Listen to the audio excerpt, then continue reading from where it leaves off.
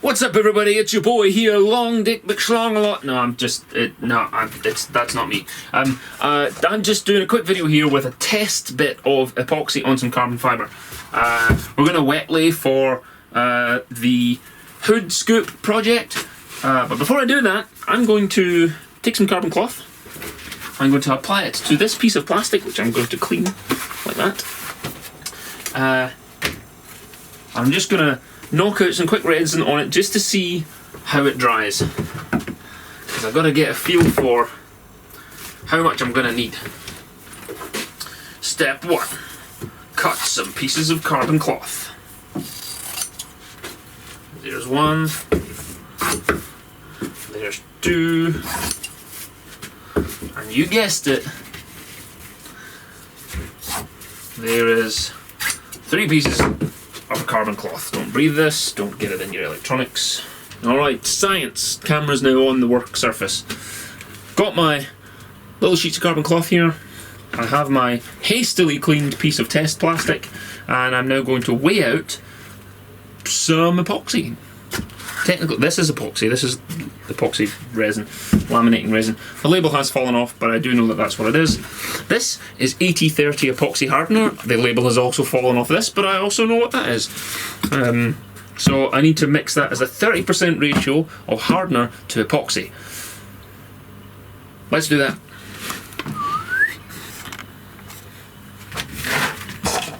Using the cheapest scales that you can buy on eBay. I'm going to turn those on. I'm going to put my mixing pot on there. 8 grams. Zero that out. And I'm going to put in some. Let me just bring this underneath, and then you'll be able to see more of what's going on. Right. Can you see the little metery thing? Don't know if you can. Let's just assume you can for now.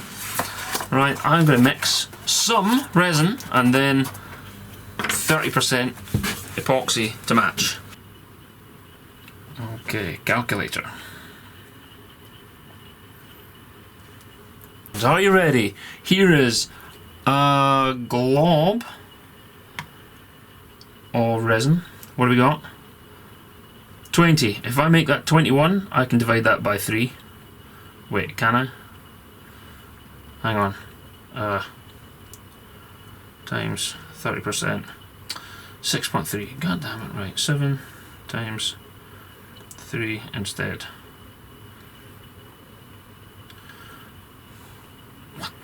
What? See, this, I cannot even maths. Literally, my job is maths for a living. Right, do you know what? I'm just gonna rough it. There you go. That's 24 grams of epoxy resin. And here comes, I'm gonna zero it out again. And we're going to give it 7 grams of hardener. Erring on the side of caution so that I don't have a fire. By the way, has anyone ever fiberglassed and had a fire? Because everyone says, oh, your epoxy can go on fire, but yet no one ever has an epoxy fire. Let me know if anyone's ever seen that. That I would like to see that. Right, okay, I've got my resin done, and where's my stick? I've got my stick. I can put my phone away now. I can move my cheap scales out the way, and I'm just gonna mix my resin together with the hardener. Quick strokes, quick strokes. That's what it likes. Quick strokes. Anyway, so that's pretty much mixed. You could chop at that for hours, but it's probably not worth it. Right. I'm going to zoom you out a little bit.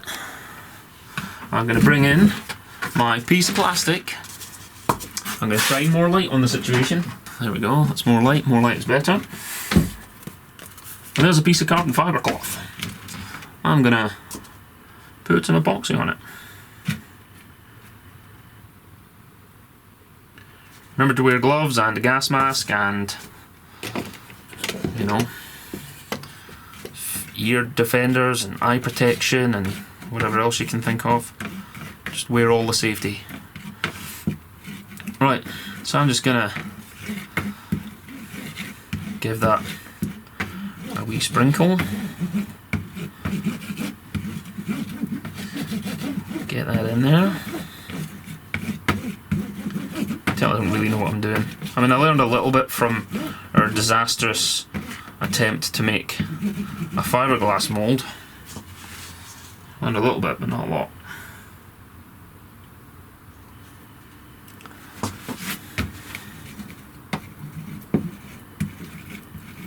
I learned not to get this on my clothes, that's for certain. By the way, this is 100% going to stick to the plastic here. I'm never going to get this off, so, but I'm okay with it. Right, there's my resin. Then I'm going to bang this one on sideways like. Oh, that was stupid. Now look what I've done. I've now got epoxy resin on my fingers. Ugh, don't do that, everyone. Don't do that at all.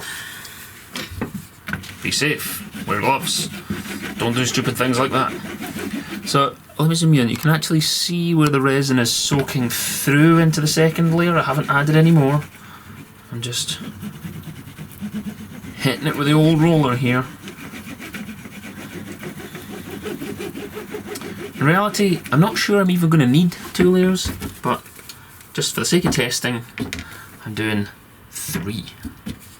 See that? I nearly touched it again. I nearly squashed it in with my fingertips again.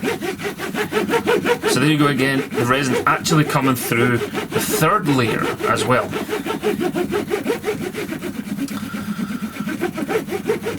Now, because I'm greedy, I'm going to put another little dot of resin on here, and also because I have it, you know. And I'm going to use that to spread out and do the rest of the pieces. So, let's get that spread out. Oh, that's going to be a problem if it does that. It's going to strip itself. That's a pest.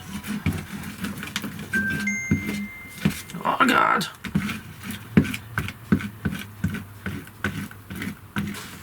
Right, and now, having been too greedy with my resin, I'm going to push it off in one direction towards the back and hope that that does something.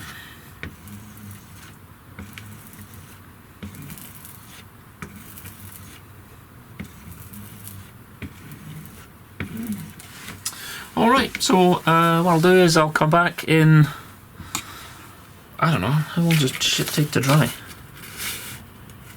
Doesn't say. Dries when dry.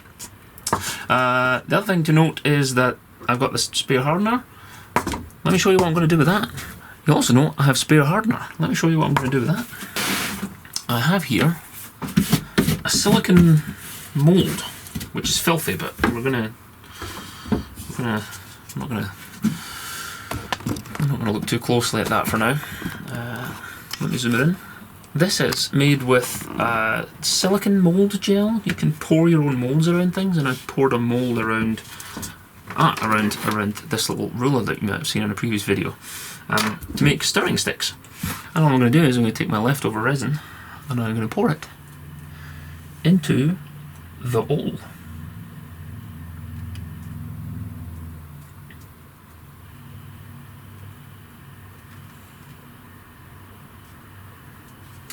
There we go. A bit of a mess, but that gets most of the resin out of there, and that's a stirring stick right there. I don't know if you recognise it to look at it, but that's a stirring stick. And then that goes in the bin, or disposed of in an environmentally responsible, appropriate way. Of course, which for me, the environmentally responsible way is just outside this door here.